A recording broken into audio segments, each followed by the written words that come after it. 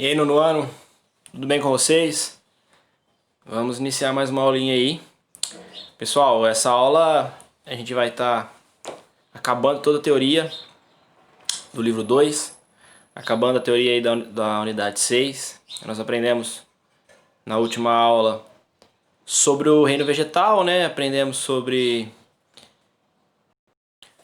o reino vegetal, sobre os primeiros filos vegetais que ocuparam o ambiente terrestre. Nós aprendemos sobre as briófitas, as pteridófitas e as gimnospermas. E hoje a gente vai aprender, pessoal, sobre as angiospermas. Então, pessoal, né, as gimnospermas elas tiveram sucesso evolutivo há 70 milhões de anos atrás, na época dos dinossauros e tudo mais. Mas uma dessas gimnospermas sofreu uma mutação e ela conseguiu ter uma estrutura que protegia a semente dela e dispersava a semente dela, que era o fruto. Eu vou mostrar nessa aula de hoje a importância do fruto, por que o fruto é tão importante para o sucesso evolutivo de alguns vegetais. E além disso, ela teve uma evolução na flor dela, outras características que eu vou explicar hoje, quais as características novas que as flores tiveram e fizeram com que as angiospermas tenham tanto sucesso evolutivo hoje em dia. 90% das espécies vegetais são angiospermas, elas dominam todo o ambiente. Quando você pensa no vegetal, pessoal, eu tenho quase certeza que ele vai ser uma angiosperma. Quer ver? Tá, para ser angiosperma, ela tem que ter o tela, tem que ter fruto, tá? Angio significa proteção, esperma significa semente. Então, as angiospermas têm semente protegida. Por quê? Pelo fruto. Então, vamos dar alguns exemplos aqui para vocês verem como quase todos os vegetais são angiospermas. Coco, angiosperma. Cenoura, angiosperma. Feijão, angiosperma. Mangueira, angiosperma. Capim, angiosperma. Todas elas são angiospermas, tá bom? Pinheiro, pinheiro não, pinheiro é gimnosperma, tá bom? Samambaia, pteridófita. Mas, ou é musgo, ou é samambaia, ou pinheiro. O resto é tudo angiosperma, tá bom, pessoal? Vocês já aprenderam sobre as outras. Legal? Então vamos aí para aprender sobre essas plantas, esse filo super importante. Então aqui, pessoal, eu vou estar colocando para vocês, né, como que é a flor da angiosperma, quais são as modificações que a flor da angiosperma possui que faz ela ter tanto sucesso. Primeiro vamos aprender as estruturas dela aí, ó. Desconsidere esse frutinho que está desenhado aqui, depois eu falo sobre ele. Vamos analisar só essa flor bonitona aqui. E vamos aprender parte por parte da flor, né? A flor, na verdade, pessoal, era para ser uma folha, só que ela se modificou e se transforma numa estrutura reprodutiva, beleza? O que liga o caule à flor, né, não está aqui marcando, mas é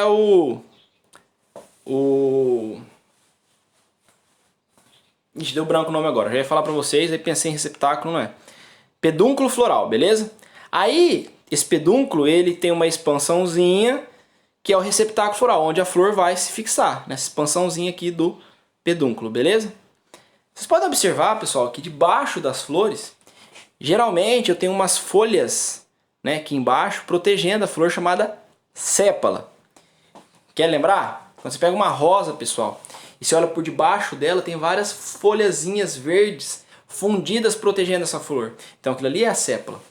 As flores das angiospermas possuem uma folha modificada, geralmente colorida, que tem por função atrair polinizadores. Essa folha modificada se chama pétala. Não é difícil, né, pessoal? Então, qual é a função da pétala? Atrair polinizador, pô, porque ela é bem colorida. Aí a mosquinha que vai... Que é aqui, pessoal, olha que interessante. Aqui nessa região do receptáculo, tem algumas flores que elas têm umas glândulas que produzem néctar. O que é o néctar? O néctar, pessoal, é um líquido açucarado que serve de alimento para os animais. Por que a flor produz néctar? Para alimentar os animais, né, professor? Para alimentar o beija-flor, para alimentar a mosca, para alimentar a abelha. Você acha, pessoal, que a árvore está preocupada com o bichinho? Que ela vai gastar uma energia absurda produzindo esse alimento para o bichinho comer? É que quando o bichinho vem comer, ele encosta aqui no pólen, que é o gameta masculino da flor, e aí esse animal fica cheio de pólen. Quando ele vai comer em outra flor, ele entrega esse gameta para aquela flor ser fecundada e a planta conseguir se reproduzir. Olha que inteligente. Então, pessoal, isso é mais uma tática que ela usa, né? Produzir esse néctar para que possa tá conseguindo ter o sucesso evolutivo dela, se reproduzir, a espécie continuar existindo. Mas como é que a planta vai falar pro animal, vem aqui pegar que tem néctar? Uai, sendo chamativa no meio da floresta ali, ó, uma cor diferenciada, onde o polinizador vai conseguir enxergar e vai lá. Ah, professor, mas eu fiquei sabendo que só o ser humano consegue enxergar a cores. Mais ou menos, né? A maioria dos animais não consegue enxergar a cores. Mas, como eles enxergam menos cores, eles conseguem perceber que essa cor está muito gritante, que é diferente, e vai conseguir chegar nessa flor. Show de bola? Bom, vamos lá, né? Então, além de glândulas de néctar, ela tem glândulas odoríferas que soltam cheiros para poder atrair esses polinizadores, né? Às vezes tem flores, pessoal, que tem cheiro de carne podre, carne em putrefação. O cheiro dela é fedido. Ah, mas quem que vai atrair? Vai atrair qual animal para essa flor? Ué, as moscas não são atraídas por carne em putrefação? Então, cada flor tem uma adaptação para atrair um polinizador específico. Nossa, pessoal, se a gente tivesse tempo, se vocês tivessem curiosidade, vocês poderiam pesquisar sobre a infinidade de flores que existem e como que elas atraem seus polinizadores. É super legal. Tem espécie que é só polinizada por um tipo de inseto, e ela só existe no local onde o inseto existe. Existe uma certa afinidade evolutiva entre alguns animais, algumas espécies de animais com algumas espécies de plantas. Super legal isso. Beleza, pessoal? Então vamos falar de outras partes da flor. Vamos falar sobre as partes reprodutivas de fato. Vamos falar primeiro, pessoal, sobre a parte masculina, né? A parte masculina é composta pelo filete e pela antera, que é lotada de pólen, gameta masculino para a reprodução. Esse conjunto inteiro é chamado de estame, tá bom, pessoal? Mas também tem a parte feminina, que é essa região aqui, composta pelo estigma, onde o pólen vai chegar, pelo estilete, onde o pólen vai descer, e aqui embaixo, pessoal, tem o ovário da planta. Dentro do ovário nós temos óvulos dentro da planta. Ah, professor, então o gameta feminino do vegetal é o óvulo? Não, pessoal. O gameta feminino é a oosfera. Aqui na imagem não está apontando a oosfera. Osfera. Fica dentro do óvulo, fica o gameta feminino esperando o pólenzinho. Show de bola? Pessoal, tem flores que elas são igual a essas aqui, que são hermafroditas. Tanto a estrutura masculina como a estrutura feminina. Tem flor que é só masculina. Tem flor que é só feminina. Tem árvore que o indivíduo é feminino, que ele só tem flores femininas, depende da espécie, tá? Tem árvores que só tem flores masculinas, então ele é masculino. Tem árvores que tem flores masculinas e flores femininas. E tem árvores que tem flores hermafroditas, tanto masculino quanto feminino. Eu já expliquei para vocês que não é interessante, galera, eu ter autopolinização. Não é interessante que esse pólen caia nela aqui e ela se autofecunde, porque ela vai criar filhos muito parecidos com ela. E isso não é interessante, porque se acontecer uma modificação no ambiente, pode ser que todos morram. É interessante que eu tenha variabilidade genética, que tenha fecundação cruzada, um indivíduo cruzando com o outro para ter filhos mais diferentes, para que aquela população seja bem diferente e caso aconteça alguma coisa, a chance de sobrevivência daquela espécie seja maior. Então, a maioria das espécies tem táticas para não se autopolinizar. Às vezes, a fêmea é maior do que o macho, às vezes esse aqui fica maduro antes desse, para elas não se autopolinizar, ok? E às vezes ela tem, enfim, táticas para não ocorrer a autopolinização, mesmo os indivíduos que têm dentro deles flores macho e flores fêmea. O que eu gostaria de dizer, o que a gente tem que focar aqui, pessoal, igual eu já expliquei, hein? Essa aula é muito importante falar sobre angiospermas, sobre a relação entre animais e vegetais, ok? Que as angiospermas usam alguns animais para conseguir se reproduzir e também os animais usam as plantas para poder se alimentar do néctar, né, pessoal? Então, isso tem que ficar gravado na cabeça de vocês. Mais pra frente eu vou falar ainda das associações entre os vegetais e os animais, mas em relação a frutos. Estamos falando agora sobre flor apenas. O que eu quero que vocês gravem agora também é que quando ocorre a fecundação, quando o pólen, o gameta masculino, entra em contato com a oosfera e ocorre a fecundação, nesse momento, pessoal, entre o pólen e a oosfera vai formar o quê? Um embriãozinho, um novo indivíduo. Entre Na hora que ocorre essa fecundação, o que o óvulo vai virar? O óvulo, pessoal, ele vai virar a semente, que vai proteger esse embriãozinho. Show de bola?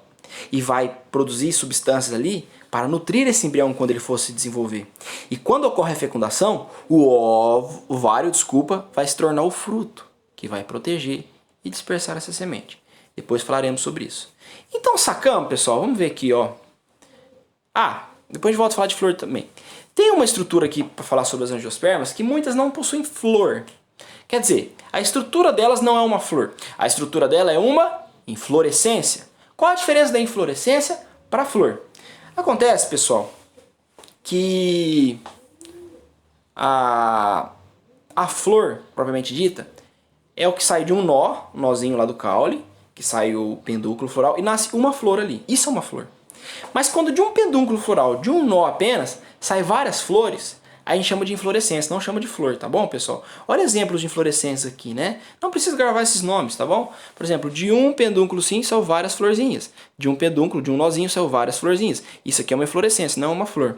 Vou dar um exemplo para vocês. Não é tão fácil de enxergar a inflorescência assim. Por exemplo, pessoal, tá ligado o girassol? O girassol não é uma flor, ele é uma inflorescência, pessoal. Porque essa estrutura toda aqui é uma inflorescência, porque cada pontinho desse aqui é uma florzinha. Tá bom, pessoal? As externas são as flores masculinas e as internas são as flores femininas, tá bom? Isso tudo é uma inflorescência, ok? Saindo de apenas um pedúnculozinho. Não precisa se preocupar com isso não, pessoal. Só para vocês saberem que existe inflorescência, tá bom? Quer outro exemplo? Sabe aquela copo de leite que tem uma pétala só e parece que sai um dedo de dentro dela? Aquilo na verdade não é pétala, tá, pessoal? Porque inflorescência não tem pétala, tá? O nome disso é bráctea, para poder atrair polinizador. Então essa folha aqui, ó, não é a pétala, tá? É a bráctea. E aquela folha única do copo de leite é a bráctea, para proteger toda a inflorescência. Na verdade, aquele dedo que sai de dentro do copo de leite, cada pontinho daquele é uma florzinha. Aquilo tudo é uma inflorescência do tipo espiga, tá? Espiga?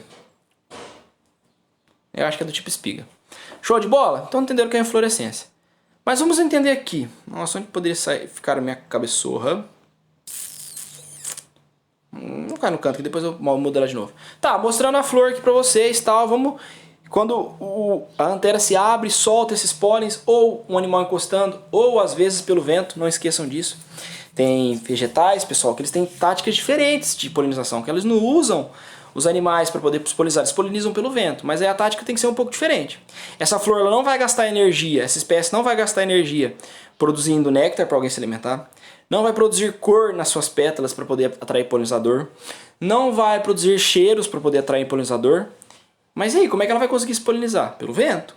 Então ela não vai gastar energia com isso e gasta energia produzindo muito pólen para o vento bater e aí aquele pólen cair certinho na mesma espécie, na fêmea. Então tem que produzir, a chance é pequena, então tem que produzir bastante pólen, tá bom?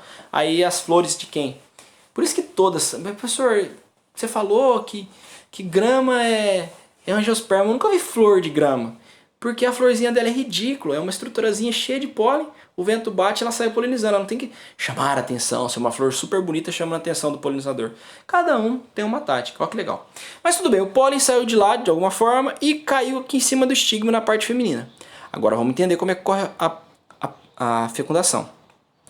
O pólen, na verdade, pessoal, ele não desce pelo estilete, ele fica aqui paradinho aqui em cima. Só que ele começa a se desenvolver, lá dentro tá o gametinha, na verdade, tá, pessoal? E aí ele começa a desenvolver, as células dele começam a multiplicar, ele começa a furar o estilete. Tá vendo, ó? Produzindo tubo polínico. E aí pelo tubo polínico vai descer de fato o gameta masculino e ele vai encontrar a oosfera, formando um novo embrião, formando um novo indivíduo.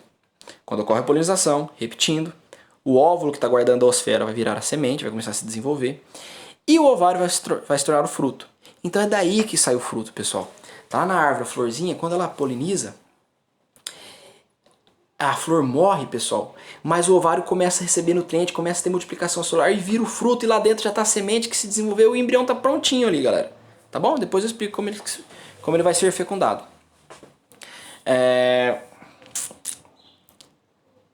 Tentando ver se eu não esqueci nada para falar para vocês aqui. Galera, vocês têm que entender, pessoal, por que que eu preciso do fruto, né? Por que que eu preciso da semente? Por que toda essa dificuldade? Eu expliquei para vocês que para um vegetal é importante que os seus filhos nasçam longe dele, né? Não é importante para a árvore que a plantinha, o filho dela cresça do lado dela. Se o filho crescer do lado dela, ela vai ter que competir por água, recurso, luz, espaço. Então eu quero que meu filho venha para bastante longe de mim, para todo mundo sobreviver. Além disso, pessoal, eu tendo táticas para mandar ele para longe de mim, minha espécie vai ocupar vários espaços, eu vou ter sucesso evolutivo, vou existir em todos os cantos do planeta. As angiospermas existem só nos polos mesmo, sim, perto dos polos que não vou ter angiosperma, mas de resto no planeta, pessoal, tem angiosperma ocupando todos os espaços. Pronto, se olhar, você tá vendo verde. Pronto, por exemplo, se olhar no Brasil, se olhar pro Brasil, assim, cara, 99% das espécies são angiospermas, tá bom? Mas por que então eu tenho então o fruto serve para isso, professor? Para deixar longe o meu filho, levar a semente para bem longe, para o meu filho poder sobreviver longe de mim? Exatamente. Mas como que o fruto faz isso? Vamos explicar agora. Ah lá, vamos aprender sobre o tal do fruto. Pessoal, existem dois tipos de frutos. Existe o fruto carnoso e o fruto seco. Vou mostrar para vocês o fruto carnoso. Os frutos, pessoal, eles são divididos em semente, que é uma parte dele, e pericarpo, que é a parte carnosa dele. Os frutos carnosos, eles têm o pericarpo suculento, o pericarpo nutritivo, para que um animal possa se alimentar daquilo. Nossa, como a plantinha é legal, ela está dando comida para o animalzinho. Não, pessoal. É que quando esse animal vem se alimentar desse fruto, ele leva a semente para bem longe. Vocês sabem, pessoal. Pô, eu tô lá, vou comer um jabuticaba, saio comendo um jabuticaba, joga a semente longe. Aí a sementinha vai germinar longe da mãe. Eu saio comendo uma laranja, vou comendo aquela laranja e vou soltando as sementes para longe. Imagina um animal que faz a mesma coisa, pessoal. As sementes também, inclusive, elas têm a capacidade não de ser digeridas no tubo digestório dos animais. Então, um passarinho vai lá, come uma fruta, pessoal, um fruto, e sai voando para longe. Quando ele vai fazer as necessidades dele, a semente sai inteira e ela germina bem longe da mãe. Esse é o grande sucesso das angiospermas. Ter o tal do fruto que faz elas se espalharem pelo planeta inteiro e não competirem uma com a outra. Isso aqui é maravilhoso, pessoal. Você tem que entender que o fruto é a estrutura que fez com que as angiospermas tenham tanto sucesso. Tá bom, pessoal? Quando você fala, qual que é a diferença das angiospermas para os outros filos? É o fruto, pessoal. A proteção da semente. Ela está protegendo a semente, está dispersando a semente. Pessoal, só para vocês entenderem aqui, tem dois tipos de frutos carnosos, tá? Eu tenho a baga, porque esse pericarpo, pessoal, que é a parte suculenta, ele é dividido em três partes, tá? Ele é dividido em epicarpo, que é a parte externa, mesocarpo, que é a parte intermediária, e endocarpo, que é a parte interna. Tá vendo, pessoal? Né? Casquinha, aquela parte mais dura aqui do maracujá, e a parte gostosinha, que é o endocarpo. Então, a baga, ela tem o pericarpo dividido em três partes. Já a drupa, outro tipo de fruto carnoso, o endocarpo e a semente é fundido formando caroço. Então, ó o epicarpo externo, aqui do abacate. O mesocarpo intermediário, só que o endocarpo está fundido a semente formando caroço.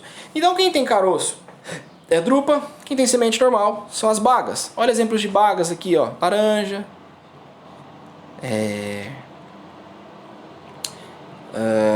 esqueci o nome dessa fruta, já vem. Mamão, goiaba. Professor, e esse tomate aí? Já vamos falar sobre ele. E os exemplos de drupas, pessoal? Abacate, tudo que tem caroço, né? Pêssego, cereja, o coco é um fruto, pessoal. Professor, a semente dele é a castanha dele? Não, pessoal. O coco é um pouquinho diferente. Ele, grudado na base dele, eu tenho ali um embriãozinho, uma sementinha que está protegendo ele, tá? Qual que é a forma de dispersão dele? Pessoal, joga o coco na água. O coco flutua. O coco, ele é de ambiente litorâneo, né? Então o fruto, quando cai na água, pessoal, ele fica flutuando e o mar leva ele para longe. Olha que coisa fantástica, né? Cada um tem uma tática de dispersão E não acabou essa taxa de dispersões ainda, vou mostrar mais. Ô, professor, sabe o que eu tô achando esquisito aí? Você colocou que fruto? Você colocou um tomate aí e colocou uma azeitona. Isso não é fruto, professor, você tá doidão? Pessoal, tomate é fruto. Porque qual é a função do tomate?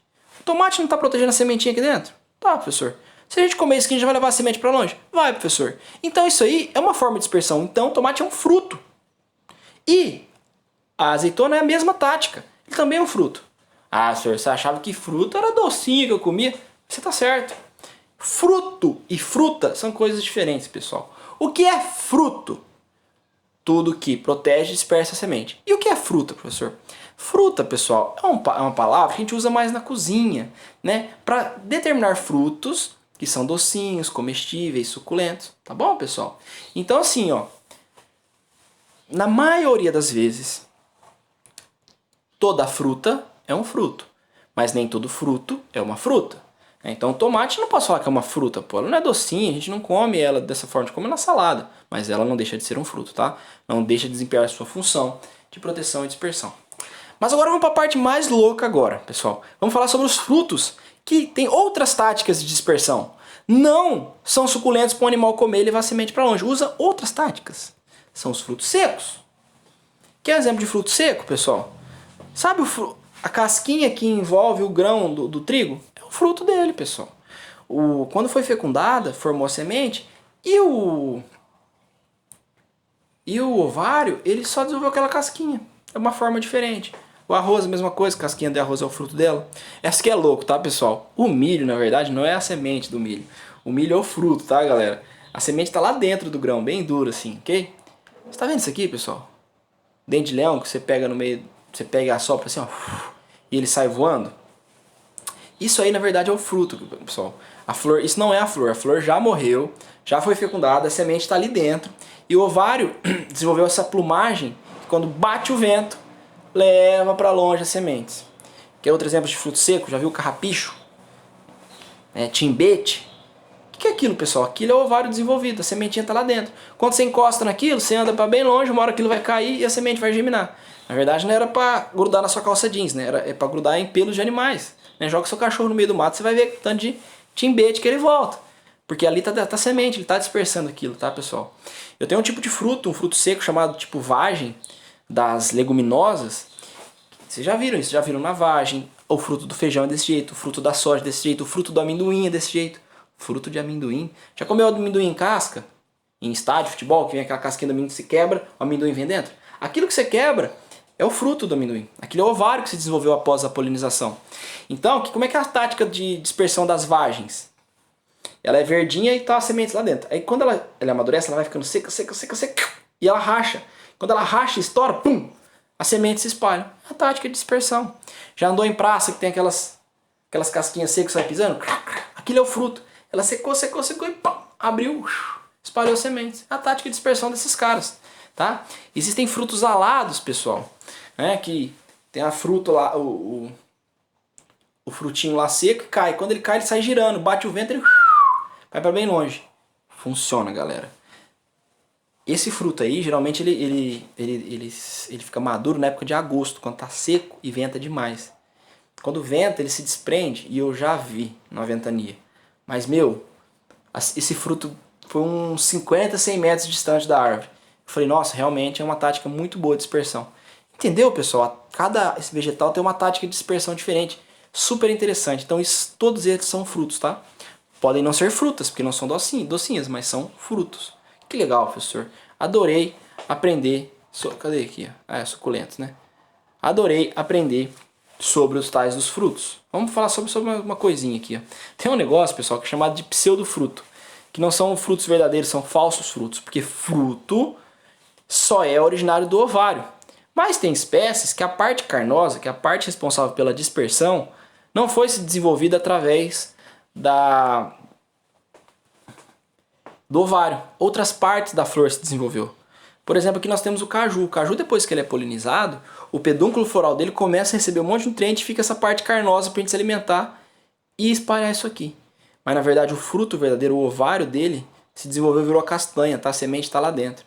Então o fruto verdadeiro do caju é a castanha. Olha que legal. A maçã também é um pseudofruto, pessoal, né? O ovário, ele ficou aqui no meio, ele não se desenvolveu. Acho que as pétalas que se desenvolvem viram a parte carnosa que a gente come, tá? É uma forma de dispersão, mas não é um fruto verdadeiro, tá? É um pseudofruto. Olha que legal, essa aqui, ó, ela é uma fruta, né? Mas não é um fruto, é um pseudofruto. Show, fácil, né? Gravar esses dois aí tá bom, o caju e a maçã, tá bom? Pseudofrutos. E agora, pessoal, pra gente terminar essa aula aí, né? Essa aula super interessante. A gente falou de flor, falou de fruto, agora vamos falar da semente, né? Semente não tem muito segredo, tá? A semente tá ali dentro do fruto e quando ela entra em contato com o solo... O que tem dentro da semente, pessoal? Lá dentro da semente tem um embriãozinho. A plantinha bebê, tá bom? E o resto da semente é nutriente para esse bebê se alimentar e se desenvolver. Pensa comigo. Quando eu jogo uma semente, pessoal, por que as sementes do feijão dentro do saco do feijão não vão germinar? E quando eu coloco ela no solo, ela germina. Depende do solo, pessoal. Porque a semente ela não vai germinar, ela só vai germinar se algo acontecer com ela. Se quebrar a dormência dela. Porque as sementes elas estão dormentes. Existem algumas coisas que quebram a dormência das sementes. A principal coisa que quebra a dormência das sementes, pessoal, é a água. Quando essa semente entra em contato com água, o metabolismo dela começa a funcionar. E ao funcionar o metabolismo dela, o embrião começa a pegar os nutrientes da semente e começa a se desenvolver. A folha começa a crescer raiz. Aí quando acabam os nutrientes, ela vai morrer. Só que ela já está com a raiz no solo e está com a folha no ambiente. Ela já pega a água do solo, já começa a fazer fotossíntese com as folhas e aí ela não precisa mais desse nutriente que ela vai produzir seu próprio alimento. Olha que interessante, a gente sabe que as plantas são autótrofas, elas produzem seu próprio alimento. Mas eu pergunto para vocês, esse embrião aqui, ó, ele é autótrofo ou ele é heterótrofo? Pessoal, o embrião das plantas, eles são heterótrofos, porque eles não conseguem produzir seu próprio alimento. Eles pegam o nutriente que a mãe deu para eles. Eles só vão ser autótrofos quando a raiz estiver no chão, quando a folha estiver no ambiente e o nutriente acabou. Tá bom, pessoal? Por exemplo, como é que eu faço? Como é que eu consigo germinar um feijãozinho no algodão? O algodão tá ali, pessoal, só para fixar aquela semente e segurar a água ali. Que aquela água vai ativar a semente e a semente germina. Quando acaba o nutriente, ela tem a luz na folha, mas não tem nutriente no algodão nem água, ela vai morrer, porque acabou o nutriente da semente. Por isso que quando ela cresce, eu já coloco ela na terra, junto com o algodão mesmo, para ela conseguir pegar nutriente com a raiz, senão ela vai morrer. O algodão serve só para germinar, não serve para ela se desenvolver. Show de bola, pessoal? Legal pra caramba essa aula, né? Espero que vocês tenham entendido o que são angiospermas, por que são angiospermas, por que elas têm sucesso, todas essas aí, e qual a função do fruto, né? Como a flor funciona. Principalmente a função do fruto, a importância, né, dos animais para poder dispersar todos esses frutos, ok? Todas as sementes, de acordo com cada tática, ou encostando, ou se alimentando, né? E a função da sementinha aí. Tá bom, pessoal? Fiquem com Deus e a gente vai se encontrar aí. Tudo de bom.